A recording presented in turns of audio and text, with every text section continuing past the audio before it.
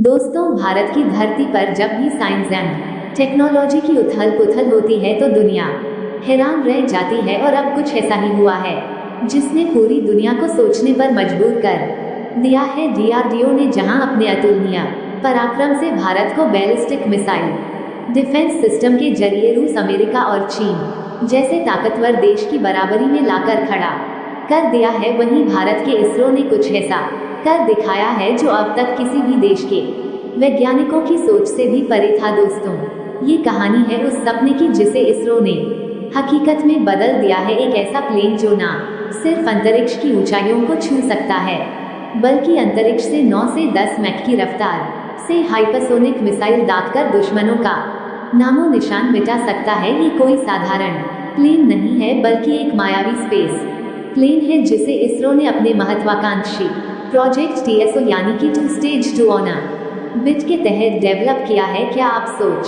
सकते हो, एक ऐसा विमान जो न केवल सैटेलाइट लॉन्च कर सकता है बल्कि दुश्मनों पर अंतरिक्ष से सीधा वार भी कर सकता है। जी हाँ, भारत ने वह कर दिखाया है जो आज तक नासा, स्पेस एक्स या किसी अन्य देश ने सिर्फ सपनों में ही देखा होगा। तो दोस्तों, इस स्पेस प्लेन की पूरी कहानी और इसके अद्भुत मिशन को समझने के लिए वीडियो में अंत तक बने रहिए। लेकिन आगे बढ़ने से पहले इसरो के महान वैज्ञानिकों के इस अतुलनीय योगदान के लिए वीडियो को एक लाइक करें और कमेंट बॉक्स में जय हिंद लिखना मत भूलें, क्योंकि जय हिंद लिखना हर भारतीय के लिए काफी सम्मान की बात है। दोस्तों, आप कल्पना कीजिए एक ऐसे प्लेन की जो न केवल धरती के वायुमंडल में सरपट दौड़ सके बल्कि अंतरिक्ष की असीम गहराई में जाकर अपनी ताकत का लोहा भी मनवा सके। ऐसा प्लेन जो रॉकेट की तरह अंतरिक्ष में प्रवेश करें, अपना मिशन पूरा करें और फिर सही सलामत धरती पर लौट आए। ये कोई साधारण सपना नहीं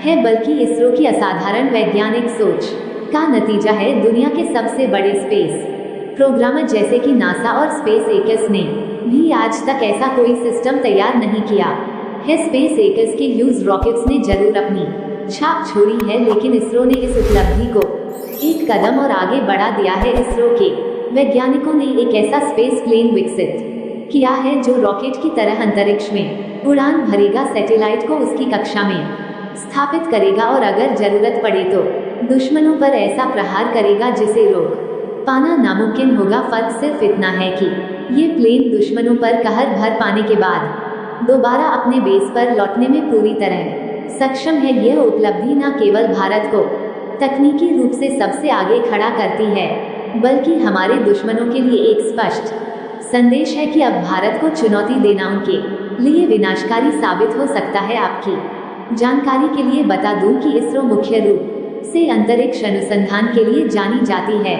लेकिन इस बार इसरो ने एक ऐसा प्लेटफॉर्म भारतीय सेना को सौंपा है जिसने रक्षा क्षेत्र में भी हमारी ताकत को कई गुना बढ़ा दिया है। ये स्पेस प्लेन अब न केवल सैटेलाइट लॉन्च करने तक सीमित है बल्कि यह जरूरत पड़ने पर अंतरिक्ष से हथियार भी दाग सकता है। ये वही तकनीक है जिसके लिए दुनिया के बड़े बड़े देश आज भी संघर्ष कर रहे हैं और भारत इसे पहले ही वास्तविकता में बदल चुका है। दोस्तों, भारत के वैज्ञानिकों ने एक बार फिर से पूरी दुनिया को दिखा दिया है कि जब जुगाड़, मेहनत और दिमाग का मेल होता है तो असंभव को भी संभव बनाया जा सकता है। इसरो के इस प्रोजेक्ट ने साबित कर दिया है कि भारत किसी भी क्षेत्र में किसी से पीछे नहीं है। अब बात करते हैं इस अद्भुत स्पेस प्लेन के ताकत की जो न केवल हमारे दुश्मनों में खौफ पैदा करेगा बल्कि हमारी सेना को एक ऐसी ताकत देगा जो आज तक सिर्फ कल्पनाओं में थी। इसरो ने इस प्रोजेक्ट को 2030 तक पूरी तरह से तैयार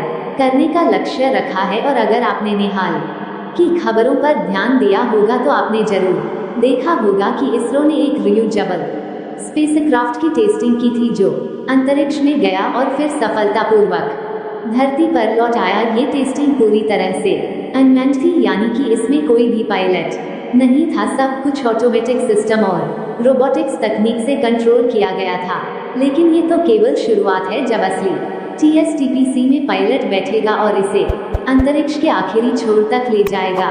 दोस्तों, ये स्पेस प्लेन अंतरिक्ष में जाकर सैटेलाइट को उसकी कक्षा में स्थापित करेगा और जरूरत पड़ने पर दुश्मनों पर कहर बनकर टूटेगा। इसके बाद ये वायुमंडल में वापस प्रवेश करेगा और सुरक्षित अपने बेस पर